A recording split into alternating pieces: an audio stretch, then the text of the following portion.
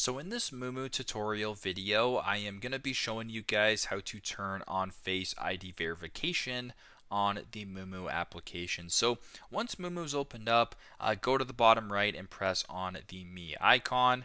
Once you're here, go down to the bottom to Settings and press on Settings. Once you're on passwords right here, or once you see the passwords and security, press on that.